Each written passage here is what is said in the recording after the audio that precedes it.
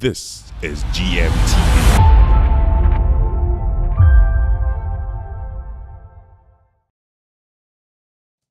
Welcome to another show, one-on-one with Gmtv live. And today we would be talking one-on-one with somebody very special. He's somebody that has been in ministry and he's somebody who has taught the world just carrying the gospel. Indeed, he is one of the executive directors of one of the biggest Christian organization in the world, a ministry that has over 9,000 branches all over the world, and it originated from Ghana. He is the executive director of DAG Award Mills Ministry, Ghana, and he's also the executive director of Interdenominational Relationship. Here with me this afternoon is no other person than the Reverend Bright Peters. You're welcome, sir. Thank you very much. It's good to have you around. Awesome. Good to be here. And Bright Peters is somebody who you never have any dull moment around him. So I believe in the next 30 minutes, you are going to experience what I'm talking about. Awesome. Yes, awesome. Sir. Thank you very much. It's a pleasure to have you, sir. Awesome. And Reverend Peter is from Ghana, so I would say Akoaba. Medawasi. Wow, my little Ghana is good. So, sir, I want to start because we know what it is now, ministry, and the excitement that goes with ministry and the ups and downs. I would like to start to engage you by asking, what was that moment that you knew that you were called? Because many young people will be wondering, how do I know the phone call? Did I have a missed call? Did I have an SMS call? So let's get to hear from you, sir. Wow. That's exciting question. And for me, it was more like a way of saying thank you to God for saving my life. I am the last born in my family, and I was not expected because the first 5 were born in poverty, right? Like serious poverty. You know, poverty is different from poverty. So they were born in that, and then suddenly pregnancy, myself coming, I showed up, and my siblings gathered together to tell my mom that, no way, this guy cannot come, because you know how the last born tend to eat all the food. So there was no even food there. So it's like me coming to take over. So my mother decided that, okay, she would just abort me to get rid of me. She took medicine, pressure from my siblings anyway, took the meds trying to abort me. And suddenly she heard a voice telling her that, why must you die as a murderer? Why won't you just die as poor woman? Poor woman. Why will you add murder to your poverty. CV? To poverty, So then she stopped. And I was told by my brother at the age of 15. So when they told me, I said, so you these wicked people, you wanted to eliminate me. And but instead of being bitter, I rather immediately felt that it must be God who told my mom not to kill me. So I decided I took a covenant that I'm going to serve him all the rest of my life. So even while I was in school, I just wanted to just do something for God. That kind of a thing. Yes. And before you realize it, something led to whatever. Here you are. Here I am. Serving the Lord. Thank you. And enjoying it. Yeah. So, it's now going to let me now look at what my next question would have been. That's to say, how has it been, looking back from that point? But because of what you said now, you discovered that there's a purpose early. So would you say that discovering a purpose helped you to stay on?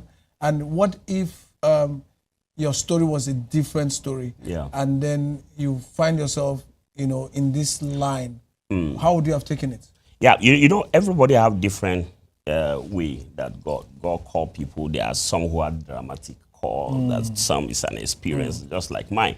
And each of them have their own challenges. And but for me, it's just been a roller coaster. You just move in, doing something for for God. And for me, I feel that God has been good, you know, leading me on a path. I am an assistant. Okay, so I have even this peculiar ministry, not as a head pastor. Okay. Right? You know, a lot of people, once you are called, you want to be the senior pastor. You want to be the general overseer. I'm not called to be any of that. I'm called to assist. It's a ministry. Yes. God called Aaron. It's a calling to assist Moses. You know, God called Joshua to assist. God called Elijah to assist. So I have this peculiar ministry that God has given to me, and you know, serving under my father, Bishop Dag Heward-Mills, has just been an awesome one. And yeah, so that's what I do. You know, that's powerful, because we're going to come to that aspect of service and knowing the call, if you are the lead person or if you are to serve under, you know, and the generation where we find ourselves, everybody wants to be on top, the head, you know, and that is where we're going to come to. Okay. But before we get to that point, I want to know, you know, the challenges, because sometimes we have the plan all laid out straight line, but engagement, there are certain things. Now, you know, when God said that He's bringing you out of land of bondage, He never told them about the wilderness experience. He only told them about the promised land, and the land full of milk and honey. But there was a wilderness experience between that period. So to ask my question now, from discovery of that call, 15 years till now, we're not asking your age, but want to know the experiences, you know, the wilderness experience, and you know, maybe you give us two major areas that have been a turning point for you in the journey thus far. I think the first thing, and even the foremost, is like, you have to, when it comes to the call, it has to just be everything. Like, I thought God would use part of me, right? So the challenge is that He wants everything, you know. So God, I was trying to hold back one part of me, but God demanded for everything. My intellect, my temperament is involved. I'm a sanguine. So I had to use it. God wants me to use that also in serving God. So every single part of me, that's actually the challenge. But for me, I don't see it as a challenge. I see them as process. You know, even the wilderness experience is a process in achieving your ultimate goal, and then also fulfilling God's mandate over your life. I'd also had to travel from country to country. You know, the challenge of, you know, relating with different culture, knowing people. I've been to over 21 nations now as a missionary, and then also over 1,000 towns. You know, so moving from places, you know, from places like a normal Nigerian road is almost African road, you know.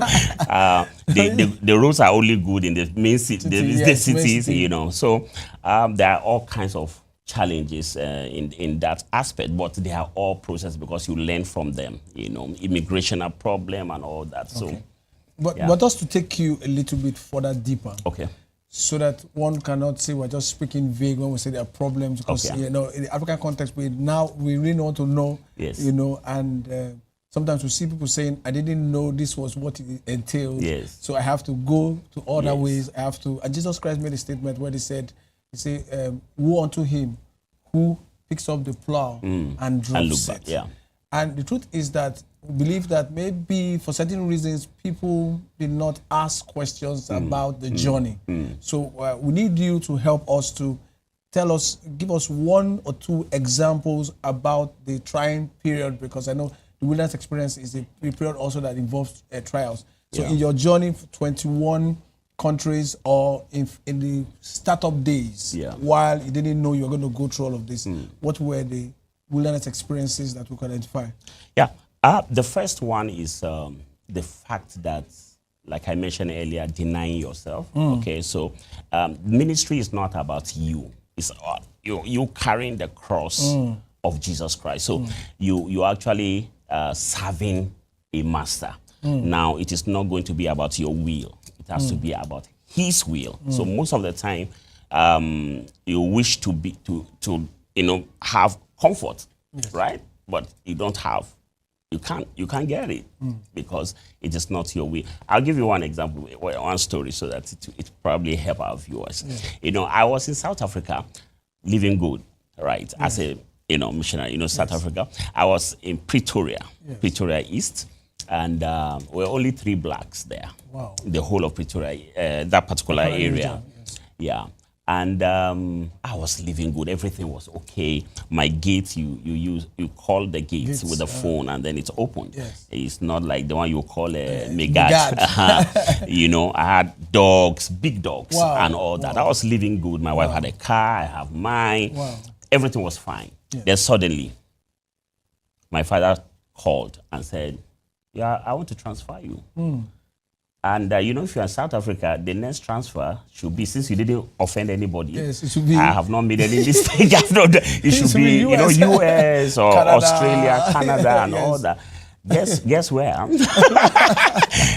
My next transfer was Uganda. Wow. At that time, proud that I had never heard anything about Uganda, nothing about the East Africa. Yes. It was more of the story of Idi Amin. So, and it was like moving from heaven to hell. Wow. Wow. I later had to stop over in Kenya, but now went into a place where there's no gate, talk less of a remote gate. No gates, no security, nothing. Everything was empty. You see, so it's part of those type of trial, and is to train me to humble myself. Because I left every single thing I had in South Africa, everything. I couldn't travel with them. I had to give it to the other missionaries who were there, and start all over. All these things are tests. All these things are part of the processes. Yes, in fact, for me, I feel every 5 years I go through a test. It's like if you pass this one, then it's a higher test. If you pass that one, it's a higher test. A lot of people get out of ministry just because of one little, I had also delay in childbearing, so because I'm always on the road. My life, I told you, over 1,000 towns, if you say 1,000, it's almost as if for more than 2 years, I'm on the road. So my life has always been, I've never been with my wife straight up for 2 months. Wow. Like, for 2 months, no way. But those are some of the things that you pay price. And those things are different. They differ from one another, depending on the call, on the assignment. On the call and the assignment. A prophet or whatever your gift is, God also tests you. Allow those things to happen to also be able to entrust greater works in your hand. Because after every test you pass, then you have promotion, just like in school. Yes. If you don't have it, you don't do that examination, there's no promotion. Okay, so I'm going to push your button a little bit. Okay, please push it. And I want you to actually just tell me. Let's assume there's no camera. Just talk to me, sir.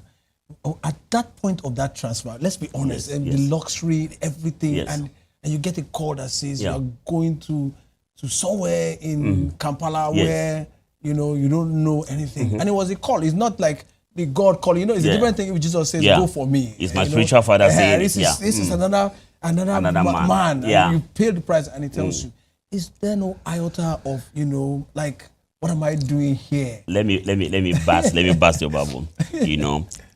This was I had organized a conference for Bishop Dag. That's my spiritual father in South Africa. Everything was okay. He came to Cape Town. Yes, and we're having a breakfast, right?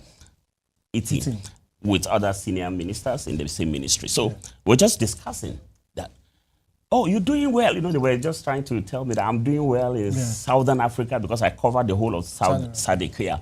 So it was like, you're doing well. Everybody was like, hey, I was happy, I was eating and whatever. Not knowing that anytime you are having a meeting with your senior pastor or general officer or superior, there was a meeting before that meeting. Wow. You must have, there was a meeting before the meeting. It was my last supper. I didn't know, and I was contributing. I was just talking. So, boom. Then I just heard the voice. somebody in East Africa, the person I sent to East Africa to do the same thing you are doing in Southern Africa, says the work is not going on. Then I was contributing. What does it mean? You must do the work. Yes. Or come and learn how we do it. Not knowing that. You was preparing yourself. I was preparing myself. Then, boom, then I just heard him say, okay, so I want you to go. Go and replace him. Wow. The fork, that I was using to take the sausage, I tried to push the sausage in. It was not going because it was like a boom. Yes. I felt, what have I done? Have I wronged the ministry? Wow. Have I wronged my father? Have I wronged God even? So, and I have made a covenant, right, that whatever my father says, I feel that he is the one to go and stand the judgment. He's going to answer if it is wrong. But for me, I would say yes. All right. So, but it was painful. I felt like, then, I had to communicate that to my wife, who had already settled down. I called her, this is it. There was a silence in heaven. That type of silence. For 30 minutes. Yes. Who God I said. All right. But later we all agree. That's also why you must also marry someone who believes in what you are doing, understand your assignments. And so. Wow. We move. Well, so at least we can hear from somebody who has, true life experience that it doesn't come, these transfers or this assignment does not come without a bitter taste. Bitter. Yes, but it's how you handle it, how you react to it that God is searching. Yes. So I hope you help a lot of us. And now looking back, of course, I've been in a conference where you ministered in one of our programs in Domino's City, Port Harcourt, and you actually, for the first time, you gave us some entertainment. That you said you brought your fans, and to get, if you don't like the CD, then your fans will buy it. But then something happened. And after that meeting, there was another meeting where you came and you told us that that was the COVID period, and you said you had been on a 90 days journey. Yeah. Coasting Nigeria. And you attended, you went to how many cities? It was 100 towns in 90 days. 100 towns in 90 days. Yes. All formation, not a road trip, not a road show, but 100 towns in 90 days. Yeah. Going and doing crusades, impacting lives. Yes. How was that? Okay, so it started, during COVID-19. There was this spread. Nobody can go out. All of us, we were all locked down. And in the middle of it, I just told my team, I said, and to my wife, I said, look, if we stay here, we will die. We'll die. And if we go out, we will die. Let's just go out and die. Because can you imagine they spread the news that an evangelist or a pastor died with his team members and his wife in a room.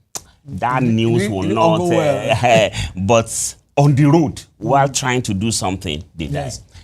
I am passionate about God. I'm passionate about my mandate. That's why my name actually, when we tell people Dr. Peter or Reverend Peter, a lot of people don't know that. They know me as the mandate. Now, the mandate is something that has become my nickname because I always emphasize on the fact that you must live by your mandate, live or die on that particular. You must live by your mandate. So I now decided that, look, let's go. With my wife, my son, and my team members, then we decided to go to 100 towns in 90 days. And we started from a little town called Mokwa. Yeah, from Mokwa we went to Bida. From Bida we went to that's Niger State. We went to Kotongora, to Mina. From Mina to Kotongora to Yauri, Yauri to Jega to Arugungu, straight to Sokoto to Guzo to Talata Mafara to Tafit to Funtua to Molufashi to Daura to Katsina to Kano to Zaria to Kaduna to Kachia to Kafancha to Jos to Bauchi to Numan to Yola to Jalingo, and all through Nigeria. And the states, the areas you mentioned are, for some of us believers believe they are red zones for yes. for Boko Haram. Yes. We went to Maiduguri. You know, when we were going to Maiduguri, you know, my team, there was a particular junction around Yobe State. The military people stopped us and they said, "Where you go?" So this is our mission. Then they told us that 2 things will happen to you on this road in between Yobe State and Borno State. I said, what are those 2 things? They said it's either the military people kill you and then pretend that you are Boko Haram, you know, or the Boko Haram themselves get you. So whichever one, you know, and we're all afraid. All afraid. My team were afraid. But I was the leader of the team. I cannot show, even though I was afraid, I can only cry inside. And I told my team, let's just go, you know. We've gone too far to return. And that's actually how that particular mission went. We went to every single, from the northwest, northeast, north central, you know, to southeast, you know, enter God's own state, Abia, and all those areas. Yeah. So you covered in all, how many states? In all, we covered 36 states. Yes, well, actually the whole the only state we didn't go to was, is it a state? Is Abuja a state? Okay, so plus one. Plus one. Yeah, so we didn't dwell in the capital, wow, but the rest everywhere. Character traits. Yes. Moses asked the question. He said, "Lord, show me your ways." My question is, what kind of character should one have as a missionary? And the reason is because when I say missionary, it seems like we're being specific to missionary as a calling, but everyone is called to mission. Yes. So what kind of character could you have that will make you defy all other laws, fear of, you know, threat of life, you know, health, whatever, just to go out there? And, you know, what's the character you need to have? Diligence. Seest thou a man who is diligent in his... Is one character trait that whether you're a businessman, you are... whatever you are, you know, you just need to have that. Be diligent in what you are doing.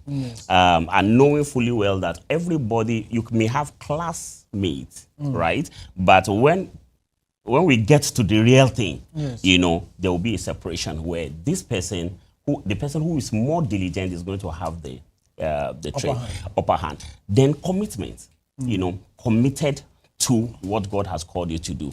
And then also we'll talk about loyalty, your loyalty. Your loyalty, which is something I preach a lot, which is one of my, you know, and your loyalty will be tested. You know, anything you say you are doing, it will be tested. Your character will be tested. Your loyalty is tested. There are 3 tests of loyalty. The first one is the test of distance, the test of time, and then also the test of fire. The test of distance is the fact that, you know, when people are with you, right, they seem to, I'm with you, you know, I'm loyal to you, you are my leader, because they are around you. But that loyalty will be tested by distance. When you are far away, right, you are not there. My father, Bishop Dagormes, is not in Nigeria, but I have been in Nigeria for the past 8 years or so. Now, my loyalty is still intact because I have passed the test of distance. Then the test of time. Time will tell when somebody says, I'm loyal to you, I'm faithful to a cause, I believe in this, in time will tell. People change, you know, people do change over time, all right? So your loyalty is tested by time. Then your loyalty is also tested by fire, right? So fire represents pressure, right? When people, you have friends when things are okay, as soon as things go bad, then friends disappeared. Have you noticed that people become your friend? People call you, even you wonder how they knew that you had money.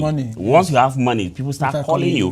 But as soon as you don't have, the Bible says that even your own people reject you, right? So pressure, when you are under pressure or when the ministry is under pressure, people also leave. So those are the character thing that everybody must have. Be diligent in whatever you're doing, be committed, and then your loyalty. Let's stay a little bit on loyalty.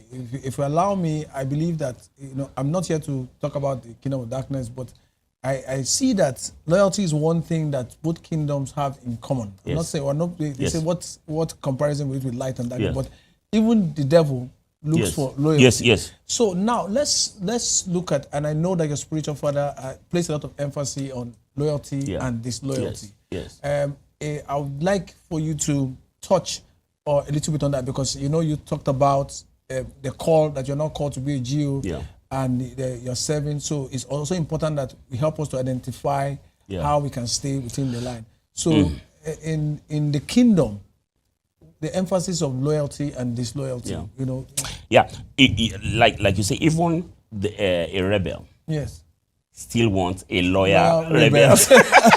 All right, so everybody need loyal person. Anybody who wants somebody to talk to. Devil still wants more demons. I think that's why he's still still doing a lot of work here, All right, but loyalty is something that you give, right? And in this case, when it comes to the kingdom, our loyalty is to three specific things. Number one, to God. Our loyalty to God, right?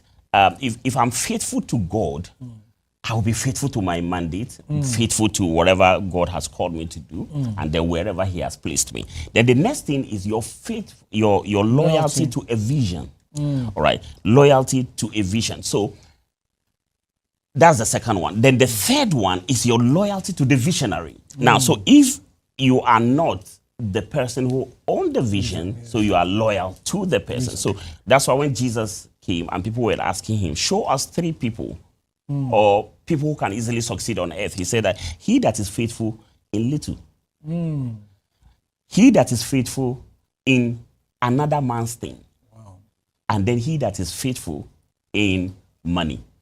All right, so those three things, all about loyalty. So God always looking for somebody who is faithful. And as an assistant, this is my take. You don't have to be number one to be effective. Wow. You don't. Wow. You don't have to be number two. I don't have to be number three. I don't have to be number 10 to be effective. I just need to be me.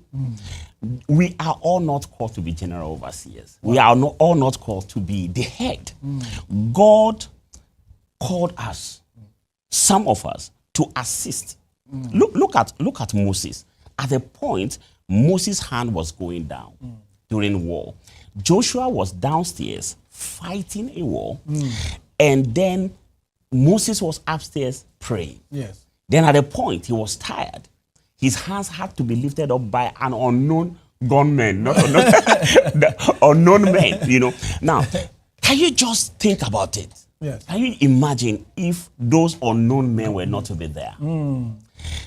Moses will not be able to pray on. Then Joshua will not be able to win the battle. You understand? So at the end of the day, you find that we have lost the battle. So it is a combination. Now, Joshua must be faithful and be loyal. And then Moses must be faithful and be loyal. And then the other ones who are lifting hands, they also need to be faithful and be loyal. Now, can I shock you? Yes. What God told Moses to say was amazing. God told Moses, rush down. That was after the victory. Wow. Not to go and celebrate, not to go and rejoice over the victory. He said, go and rehearse it in the ear of Joshua. Wow. Lest he think that it was his power that gave him that victory. Go and tell him what transpired here. There was a man who was praying, and there were other people who were lifting their hands. So all of us, God always look for us to be faithful in our office. Everybody have a place. You stay in your place and be faithful. If you are going to be an usher, be the most effective usher and be faithful in it, and that is it. Because at the end of the day, when we get to heaven, we might not even be rewarded for, heading a department or whatsoever, but that particular place that God has called you to. Thank you. Wow. It's been an awesome time. And I know viewer out there, you should also know that it's been an awesome time. It is one-on-one with Gmtv. And again, I have Reverend Peter Bright of Dagwood Mills Ministry. Also known as The Mandate. Also known as The Mandate, live here. We'll be going on a short break. And when we return, we'll have some other finishing touches that we need to pull out of Reverend Bright.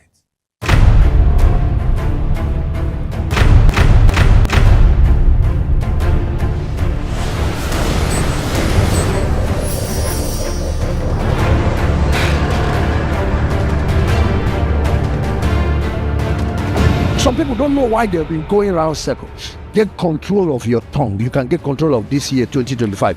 Get control of your tongue and your future will be in your hand. When your emotion is misbehaving, don't talk. When you get it under control again, that's when you can open that your mouth. Because listen, Jesus said, it is not what people eat that come out of the toilet that defies a man. It is what comes out of people's mouths. It is your words that makes you a dirty person. Order your copy of Dr. David Ogwele's latest book, The Laws of Proper Speech. You can rule your word with your words. Your speech determines what you attract and what you repel. Also available on Amazon. Order your copy now with this QR code.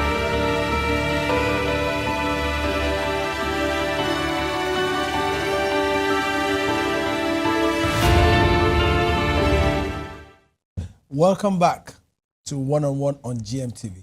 And my name is Dr. Gabriel Okonji. And in the studio, we have here Reverend Dr. Bright Peters. And we've been having fun. Of course, he's somebody, a viewer's delight and a missionary's delight as well. And of course, he's somebody that you don't want to let go of the set. So if you're just joining us, just get ready and enjoy the ride. We've been talking and we've been saying a lot of things about mission, the call, and right now, Reverend Bright, we're at that phase where we would love for you to, look at the generation. Well, as much as I like the fact that we try to classify generation and they say the Gen Z and the next generation, which is good, what would be your take in the advisories for the next generation? Okay, regarding ministry, right? Yes, regarding ministry. For me, I think this is the best time to serve God.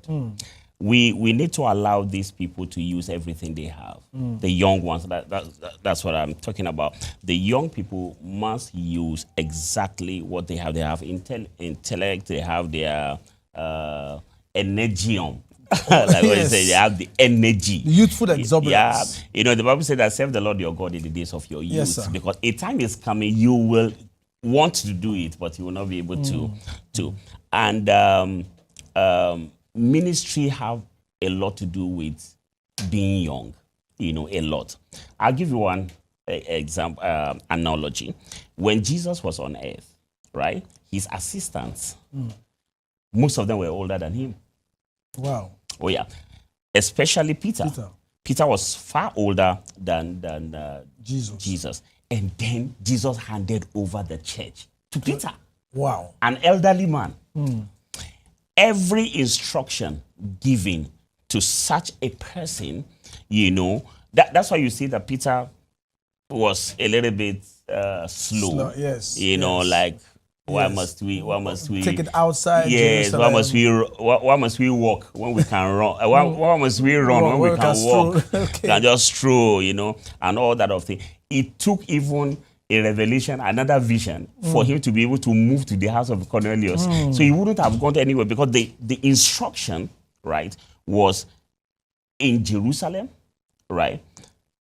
Go to Jerusalem, go to Judea, go to Samaria, and then the uttermost part. Yes. And then here was a guy that the whole church, the whole mission has been handed over to him. Yes. He remained in Jerusalem. Yes. No wanted to even go to Samaria. Talk less of now the uttermost part of the world. So we need the young people. That's why as soon as that thing happened, I feel the Father had to let Jesus return back. To change that handing over by appearing to Paul, a younger guy, Wow. slapped him and then gave him the vision. Right. I like the idea of the slap. Oh yeah. and as soon as Paul got the vision, the same vision Peter got, as soon as Paul received his own, uttermost part, he was running. And then Paul did something. When he was now selecting his own assistant, there were about 16 assistants that Paul had. Yes. He went for the youngest. He went for Timothy, 17 years old.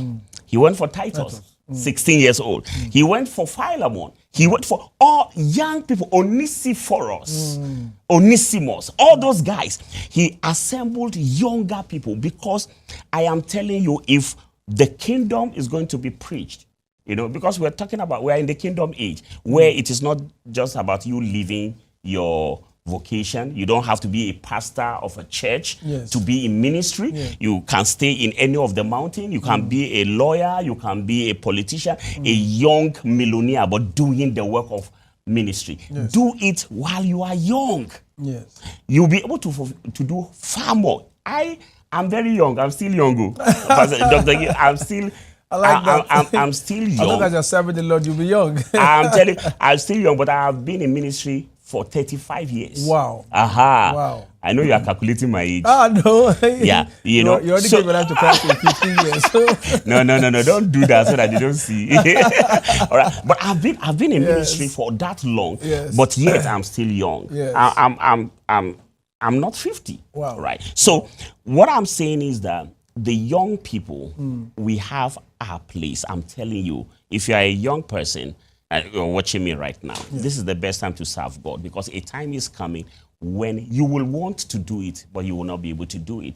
Do it with your might. The Bible said that serve the Lord your God with all your might, with everything that you have. Do it now, because one day you will lift your hand and say, use me, here I am. But we said it is too late because you are too old for that assignment. Yes, your body will be weak. You know what they said, that a night cometh when no man can walk. A lot of people think that when you die. No, it's not when you die. While you are on earth, your night can come.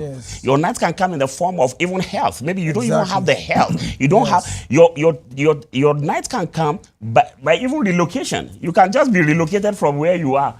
All right. So the reason why. That's why I actually kind of support Japa. You know Japa syndrome? People try. All those things are for kingdom. You know, most of them can be used for the kingdom. So if you are in a particular place right now, there's a reason why. Anytime you get to a place, just ask yourself, why me? Why did God allow me to go? That's why it's a song. Why me or something? Why me? Why am I the one in Canada now? Why am I the one in Uganda? Why am I the one here? Why am I the one having this opportunity? Why am I the one getting this particular job? That is how to discover calling, purpose in life. All right. So this is the best time for young people to do something for God. And the good news is you don't need to put on a collar to do it. You don't need to put on a collar. Yeah, you don't need to put on a collar. You can go to do it. School. Yeah, no. No, just have an encounter anyway. You must have an encounter. Go through the discipleship. You don't collar. That means you can't just step out. I'm telling you, yes. Okay. Just to take the line of thought a little bit, you know, still within the context, because you mentioned loyalty to God, loyalty to the vision, and loyalty to the visionary. Now, of course, you've talked about your spiritual father severally, but I would like for us to also look at relationships. Because, of course, you are friends with Dominion City worldwide, and of course, you also relate with Reverend Dr. David Ogboli, our own spiritual father in the calling. So what is your take? I mean, the person, because it's important to differentiate the person and the ministry. So I would like to know what's your take with the ministry, Dominion City, and your take with the person, Reverend Dr. David Ogboli. Awesome. I think now it's almost 8 years that I came in contact with Dr. David Ogboli. My God, it was an assignment. I feel God connected us, right? And for me, till tomorrow, you know, when they say till tomorrow, till tomorrow, I will always thank God that I have met such a man. He is my father. Wow. You know, the Bible says that you do not have many fathers. Yes. Yeah. God has given me a father. When I came to Nigeria, he has always been there for me. And, I see him. And then his heart for God is amazing. Yes. His heart for God, his heart for the things of God. You know, this is a man that is sold out. He's not thinking about himself. Yes. You know, when I came in, I came in as a guest minister. It was my first time of being with her. He invited me to come and preach. And then I saw this man is not just an ordinary man. Wow. This is a man that is, it's not just changing pulpits, like, okay, take this one. He took me as a friend. And I said, no, this man is more, there's more to him. I prayed a lot, you know, when it comes to relationship, because I don't want to enter something, then I want to rush out. Yes. I tell you, the entire system of Dominion City is just amazing. I have learned so many things from Dr. David Ogbueli. And for me, it's a covenant. He told me that this thing is covenant for life. And that once he is in a relationship with someone, it is for life. And I told him also in return that it is for life for me, because I have learned so much. I have moved, you know, anytime I come around for camp meetings, for ministers conference, anytime I come around, I just go higher.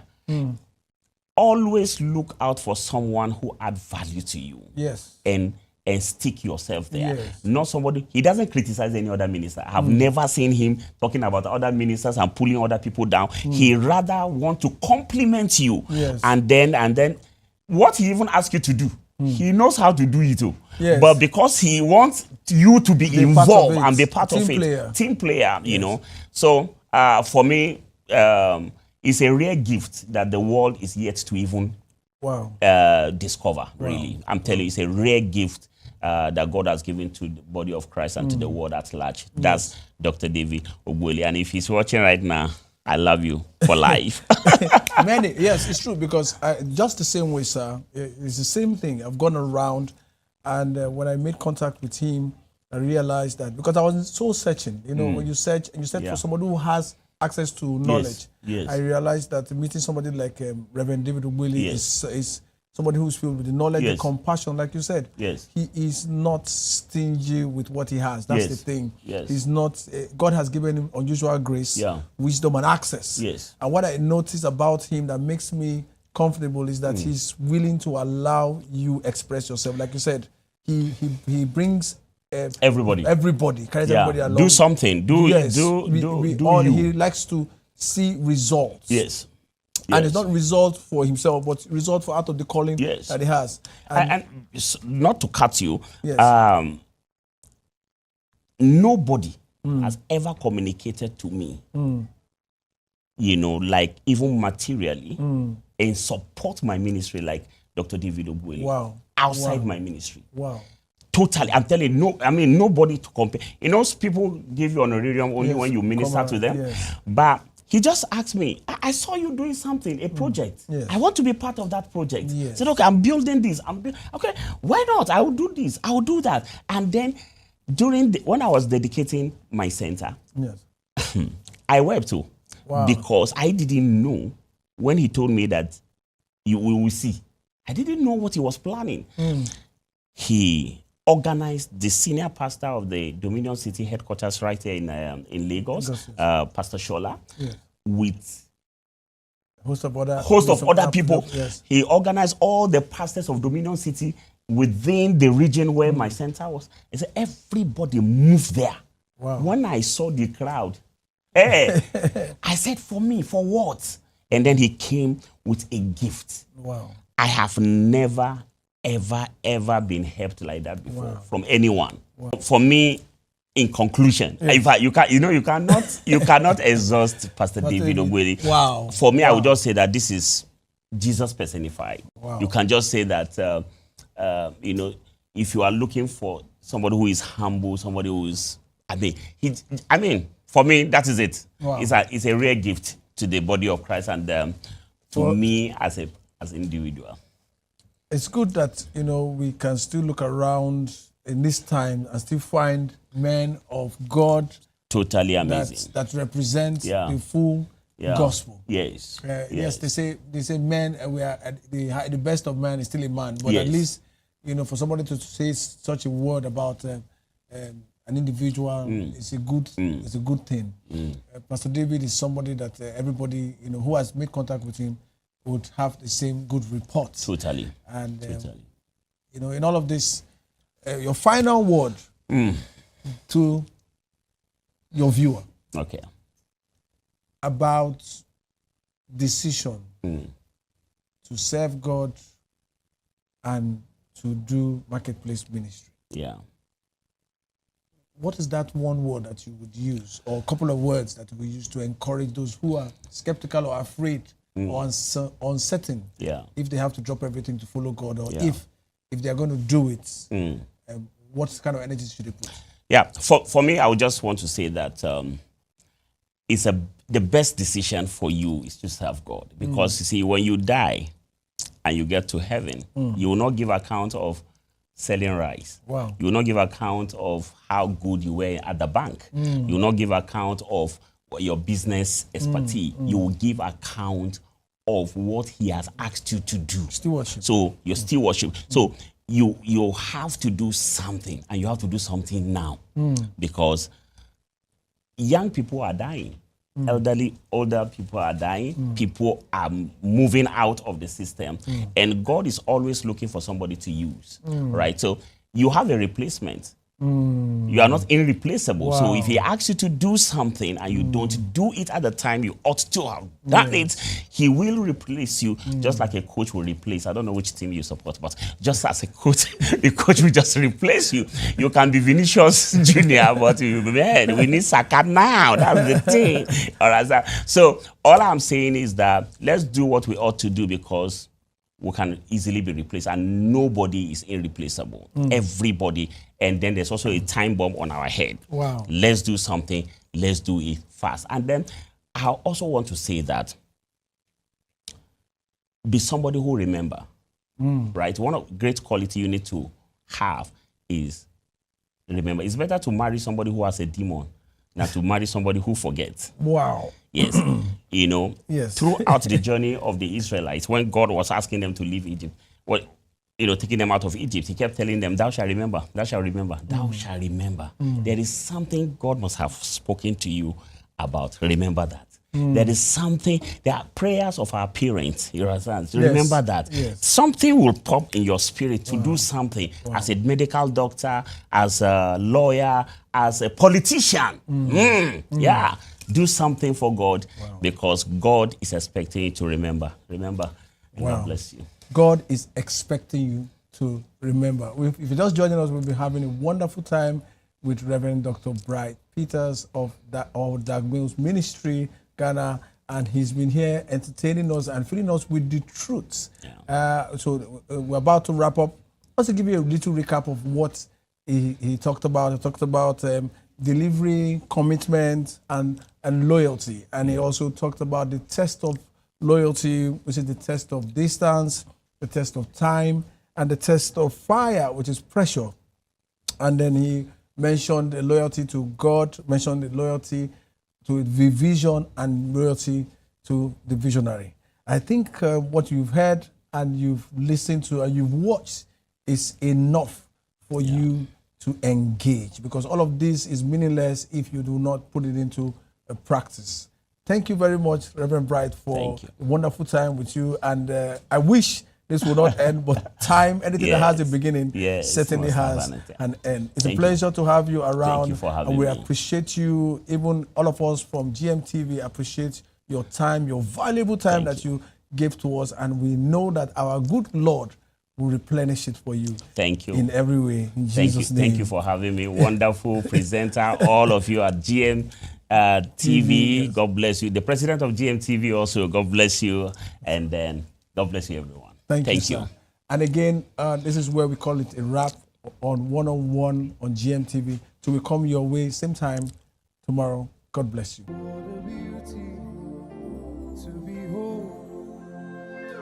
Such a wonder, we adore you, are Jesus.